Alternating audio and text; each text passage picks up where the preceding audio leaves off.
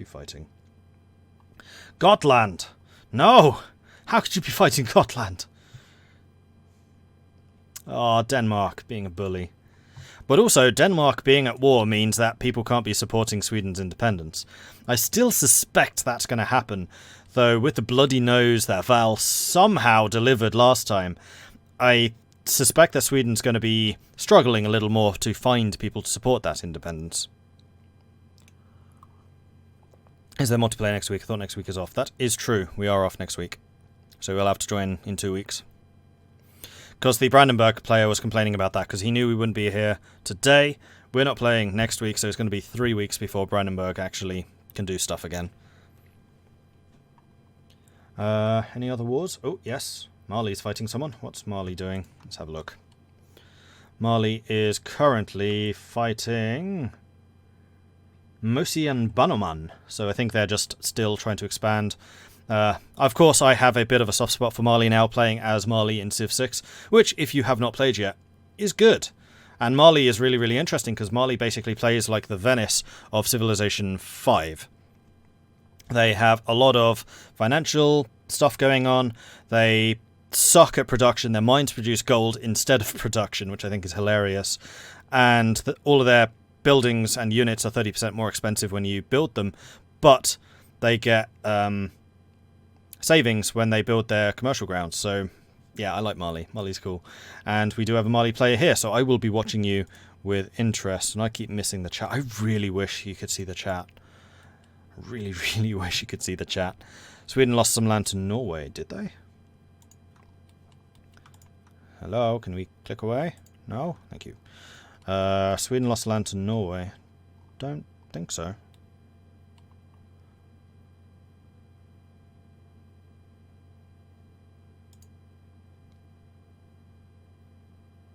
Did Sweden start with an air?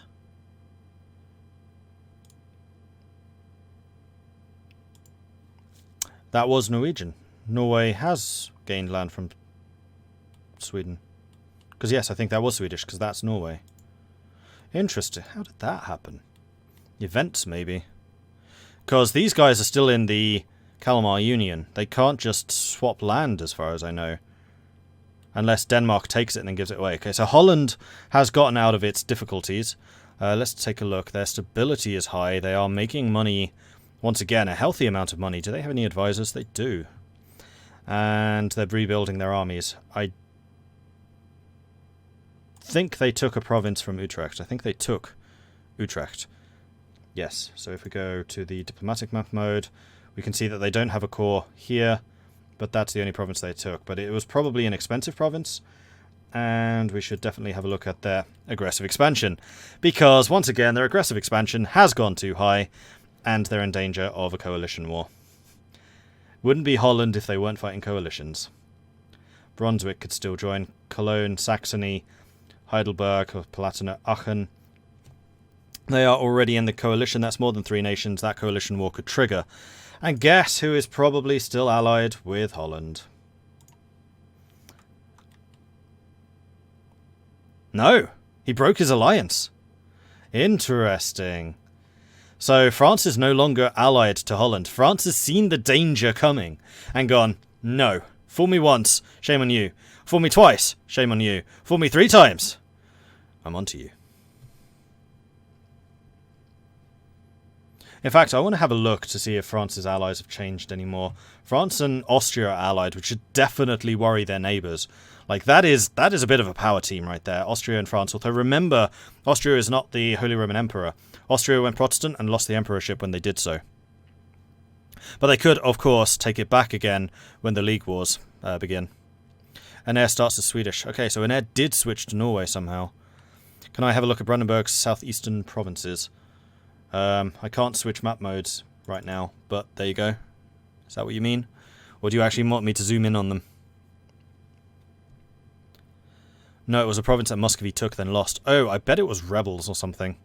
Muscovy has not been having a good time, because remember, straight after the war that Muscovy lost against the Danes, the Commonwealth then declared war and took Muscovy.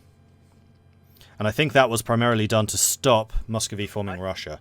because Russia, when it forms, is very dangerous. Like, ever since Third Rome, Russia is a very good nation. Particularly because of the way that their Siberian expansion works. They can basically expand over Siberia with virtually no cost. CPM is at risk of an heir. CPM says he needs an heir who will get a PU with France or another nation. Oh dear. Mod? Yep. I'm going to join in a second. Okay. I was just wondering, is still around in your books? I just want to, before I join. Yeah. Is it dead, yeah? Or still going? I would say it's still going. Okay, cool. I was just going to make sure. Mm-hmm. Alright,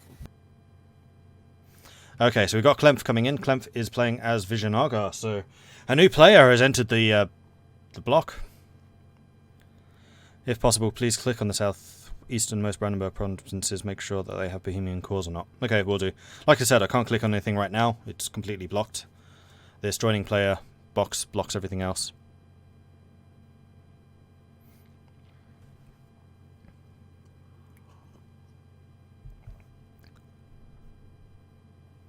Easiest way to actually see if they have Bohemian cores is to click on Bohemia, then go into the diplomatic map mode.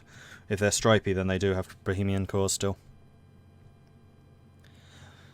Alright, so India has just got interesting. I know that Timurids were trying to do everything they possibly could to stop anyone playing in India because they saw them as their backyard.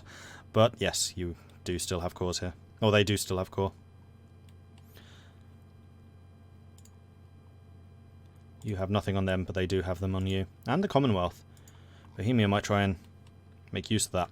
Alright, so let's take a look at Vijayanagara and see what their situation is. Because I am very interested to see what this new player is going to be up against. So they have taken religious ideas, which is a little bit dubious. And trade. Trade is good, but I don't think that's necessarily Vijayanagara's main issue. These are actually fairly bad choices. And I'd even be tempted to just cancel out the first religious idea. Maybe keep trade. Trade would have been better later on. You could just not invest in it for a while. And then technologically, they have unbalanced tech right now because military is on 10, admin's only on 7, so they're going to be suffering a little bit of corruption because of that unbalanced research. So they're going to want to tech up their admin. But they are paying 76% institution tech penalty.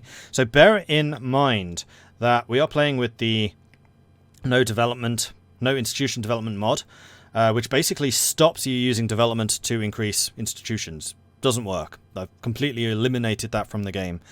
So the only way of getting institutions is now through normal institution spread. So that's from adjacent provinces, from friendly nations, or later on from, like, if you want free trade, then having centers of trade. If you want to get manufactories, then by having manufactories, etc.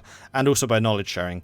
And the reason I do this is because, one, I think it's really unrealistic how the Renaissance can spawn in the middle of India in a random cotton-producing province just because they've pressed that button a couple of times. And two, it encourages player interaction, because if you are particularly outside of Europe, you want to have interactions and relations with the Western powers to get them the technologies. But of course, that's dangerous. That could be giving them a backdoor into your region, and then that's going to encourage more conflict and more drama and stuff like that between players. Alright, so this is, I think, Calico joining. It is indeed, so we have Castile again. And that is all the players that said they would join today. Except for Japan and the Mamluks. I still don't know what's happened. No, so Japan said they wouldn't be here. Mamluks. Mamluks. Ah.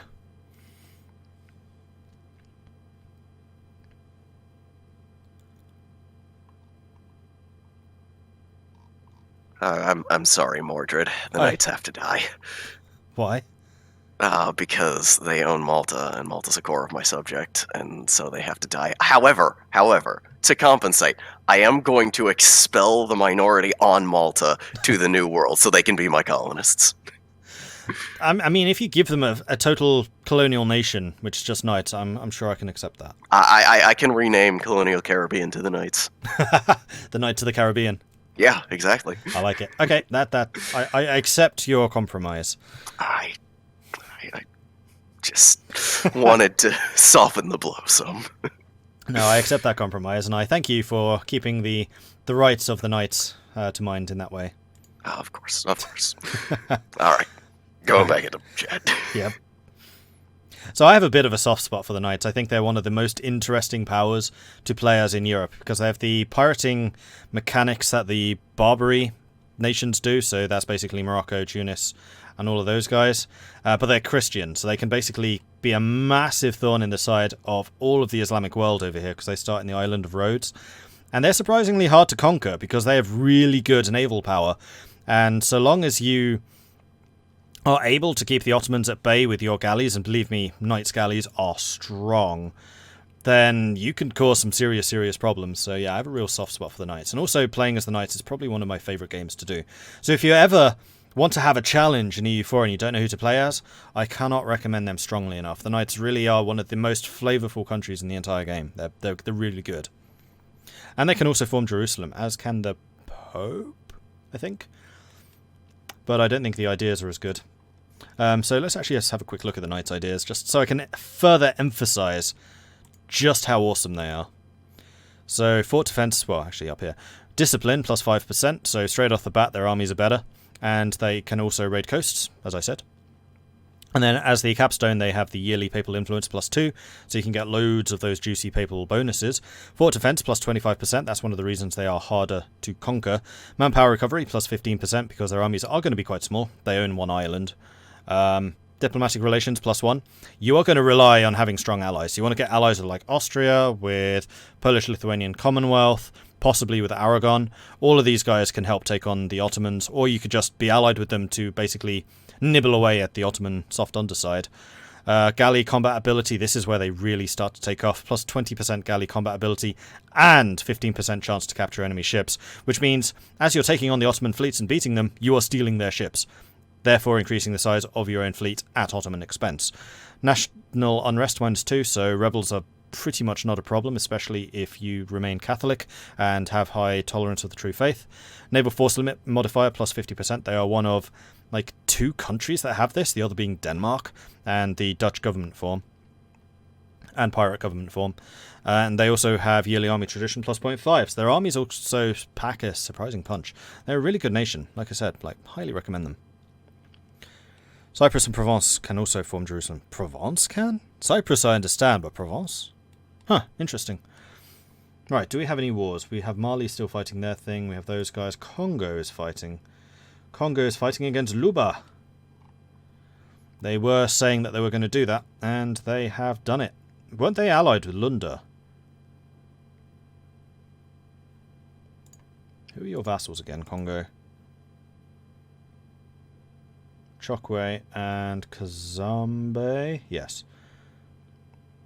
And they have an alliance with Kalundwe. So I think declaring war on Luba broke their alliance with Lunda, meaning that they could then themselves go after Lunda. So this could be a good expansion opportunity for Congo.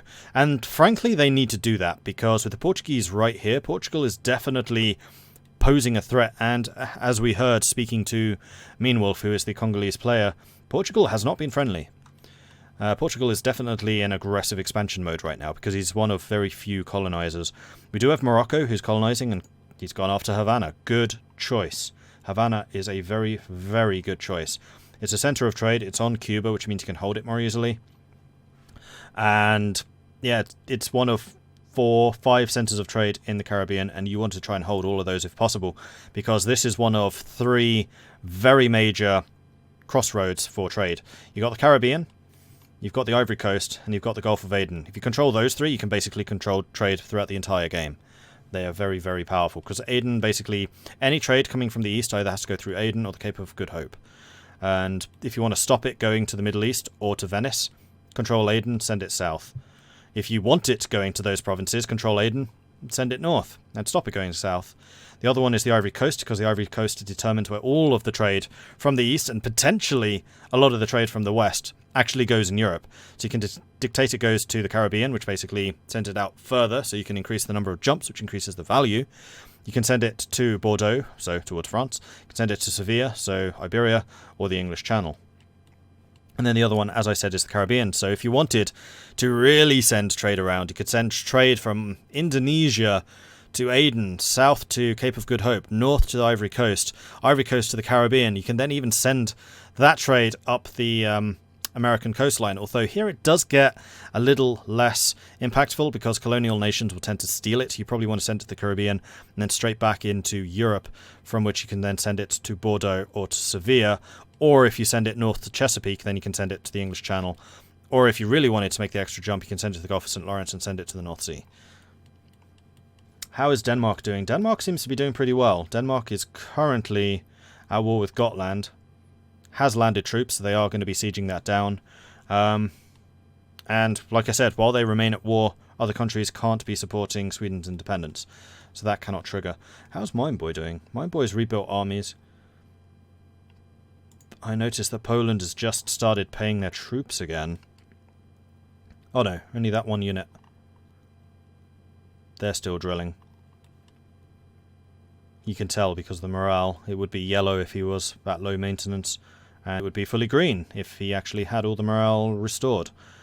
Who are Muscovy's allies? Muscovy is probably the nation I'm the most concerned about right now, because they picked a couple of fights and they fought a couple of wars which they really shouldn't have stuck in.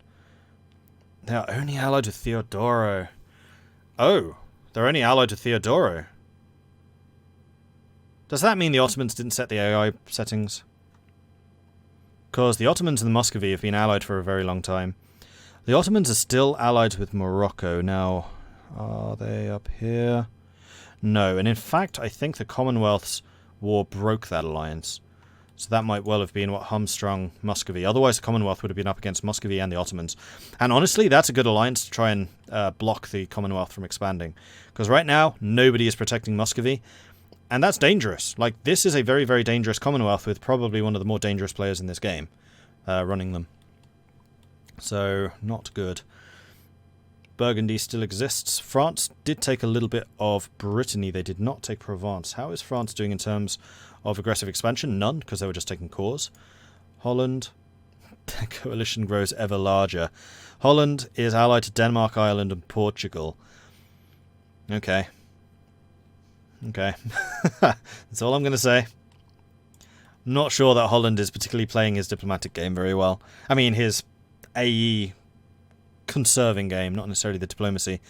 And France. Who are France's allies right now? That's another good question. France is allied to Denmark, Kildare, Austria, and Portugal. Denmark has pulled him into a coalition war before. And with Sweden being independent-minded, shall we say, that could potentially be dangerous. Austria, I think, is a fantastic choice of ally, and Portugal's actually been fairly good for them. So the Portuguese-French alliance, I think, is one of the main reasons we still have a split Iberia. Being allied to Austria is just very good for France, because Austria has some very, very strong armies, and has generally been quite quiet. So Austria tends to be in a position to be able to help a lot, because they're going to have a lot of manpower and potentially money. How is their economy? Austria is making 1.6 ducats a month. They have got 3 advisors, one of which is a level 2. So they are currently investing pretty heavily into monarch points, but that makes sense. They now control North Italy, which has a lot of farmland and a lot of land which you can really develop up and basically just build very, very tall. So it's a good choice. Get a lot of monarch points, build those tall, and you'll have a very, very strong power base to basically finance further Austrian expansion. Hungary, are you still a vassal under the Commonwealth? Yes, you are. So one of the things which might cause tension between the Commonwealth and Austria is Hungary. Because Austria does have events to Personal Union Hungary, I believe. But Hungary has been taken by the Commonwealth instead. And Austria can't be happy about that. Am I just spectating? Yes. I'm just commentating on what all the players are doing. We have an island. Oh, we do. Eagle-eyed players. Thank you so much. Excellent. So, what are the Irish ideas like? I don't think I've ever looked at this before. National unrest, -1. Fort defense, +20. So they are going to be a pain to conquer. Diplomatic reputation, +1. So they can take vassals more quickly and they can get alliances with AIs more easily. Nice in single player. Not amazing in multi. Improved relations, +20%. Again, good in single. Not so much in multi. Morale of armies +10% is very nice. Tech cost, always strong. Cavalry combat ability. I always found this one a little bit weird. Irish having really good cavalry. I know historically they did, but Okay. Construction cost minus 10%. I mean, that one is nice, especially if you've got economic ideas, which they don't right now, but they might in the future. And then national manpower plus 10% means that they will just have more troops. More troops with good cavalry that has high morale. And then prestige plus 1 means they're going to have even more morale if they keep that prestige topped up. Are they... what religion? Still Catholic. Okay. Oh, and Denmark's gone Protestant. I don't think that had happened yet. So that must be a fairly new revelation. That's going to be putting... France went reformed.